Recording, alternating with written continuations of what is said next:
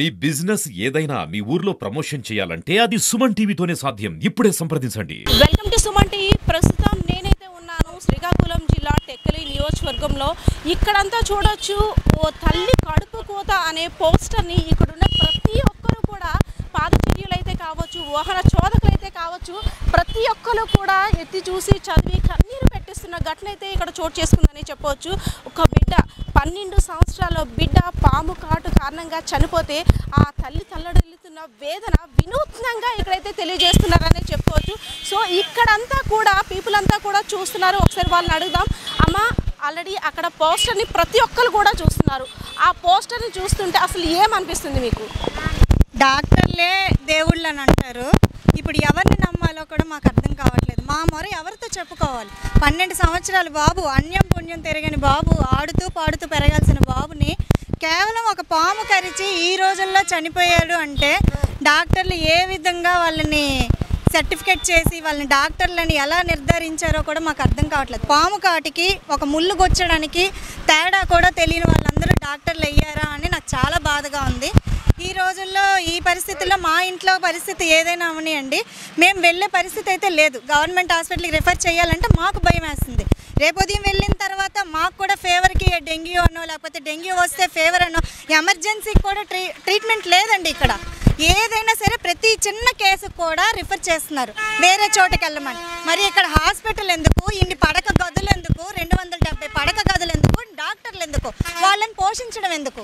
బిడ్డకి కరిచింది, పామా గుచ్చుకుంది, పుల్లనా తెలియని పరిస్థితిలో వైద్య సిబ్బంది ఉన్నారంటే ఇది ఏ విధంగా ఏ కోణంలో చూడొచ్చు? యాజ్ ఏ పేరెంట్గా మీరేమనుకుంటున్నారు? యాజ్ ఏ పేరెంట్గా నేను ఇది చూసిన వెంటనే చాలా బాధ కలిగిందండి. రేపొద్దున మా పిల్లలకి ఇలాగైతే మాకు ఎలాంటి పరిస్థితి వస్తుందో మాకు ఒక్కసారి అలా చూసిన వెంటనే చాలా భయం వేసింది.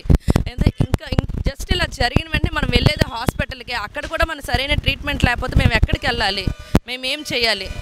అసలు మాకు హాస్పిటల్కి వెళ్ళాలంటేనే భయం వేస్తుంది. అలాంటిది మాకు ఇలా జరగడం చాలా అన్యాయం అండి. కనీసమైనా మాకు ఎమర్జెన్సీలో కూడా మీరు చూసుకోకపోతే మాకు ఇంత హాస్పిటల్ ఉండి కూడా మేము ఎక్కడికి వెళ్ళాలి? అది మీరు చూసి మీరు గమనించి మాకు సరైన డాక్టర్స్ ఇక్కడ కల్పించాలని మేము కోరుకుంటున్నాం. వైద్యో నారాయణో హరి అంటారు, అంటే వైద్యుడు దేవుడితో సమానం. సో నా బిడ్డ దక్కుతాడు, నా బిడ్డకి ఏమైందో సర్టిఫై చేస్తారు, ఆరోగ్యపరంగా నా బిడ్డ మళ్ళీ తిరిగి వస్తాడని ఆ తల్లి ఎంతో ఆశగా ప్రాధాయపడుతూ వైద్యుల దగ్గరికి తీసుకెళ్ళింది. కానీ విగత జీవిగా తీసుకొచ్చి ఆ తల్లి పడుతున్న ఆవేదన చూస్తుంటే మనకి అంటే వినూత్నంగా పోస్టర్ కూడా ఎవరిని నిందించలో తల్లి కడుపు కోత అని, అంటే ఈ రకమైన పోస్టర్ వేశారంటే ఆ తల్లి ఎంత బాధపడుతుందో కదా. సో ఆ తల్లి గురించి మీరు ఏం చెప్పాలనుకుంటున్నారు? అంటే ఇప్పుడు ఇక్కడ ముళ్ళు పాము గుచ్చిందని వాళ్ళు హాస్పిటల్కి తీసుకొచ్చిన డాక్టర్సే ముళ్ళు గుచ్చింది అని చెప్పి 2 అవర్స్ లేట్ చేశారు. అంటే ఇప్పుడు హాస్పిటల్కి వెళ్ళాలి అంటే శ్మశానంకి వెళ్ళాలి అన్నంత భయం వేసేస్తుంది ఆ బాబు చనిపోయే దీన్ని బట్టి చూస్తుంటే. అంటే ఇలాంటి పరిస్థితి ఇంకే పిల్లలకి రాకూడదండి. కాబట్టి ఏ డాక్టర్స్ అయితే అలా నిర్ధారించారో వాళ్ళ మీద అయితే మాత్రం యాక్షన్ తీసుకోవాలి గవర్నమెంట్ అనేది. ఏ విధంగా చూడొచ్చు అంటే ఆడుకోవడానికి వెళ్ళిన పిల్లల్ని తప్పు పట్టాలా, వైద్య సిబ్బందిని తప్పు పట్టాలా, లేదా దేవుణ్ణి నిందించాలా? అసలు అంటే ఆ తల్లికి ఏం సమాధానం చెప్పాలి? మనలాంటి వాళ్ళందరం కూడా ఏ విధంగా ధైర్యాన్ని ఇవ్వాలి? అంటే ఇప్పుడు సెలవులు మేడం, సెలవులు కాబట్టి ప్రతి ఒక్క పిల్లలు ఆడుకోవడానికి వెళ్తారు. పాము కలుస్తుందని ఎవరేం వెళ్ళరు కదా. కాబట్టి ఆ పిల్లలు ఆడుకుంటారని ప్రతి పేరెంట్స్ కూడా పంపిస్తారు. అలాంటి బాబుకి ఈరోజు పాము కరిసిందంటే వైద్యుడు అంటే డాక్టర్లు అంటే దేవుళ్ళతో సమానం.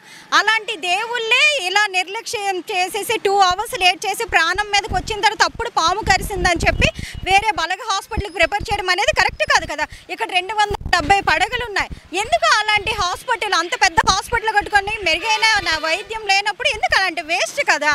కాబట్టి గవర్నమెంట్ దీనికి ఎవరైతే సంబంధించిన వాళ్ళు డాక్టర్స్ ఉన్నారో వాళ్ళ మీద యాక్షన్ తీసుకొని ఇంకెప్పుడు కూడా ఇలాంటి ప్రాబ్లం రాకుండా చూసుకోవాలి అని గవర్నమెంట్ని అయితే నేను కోరుకుంటున్నానండి. Thank you ma'am.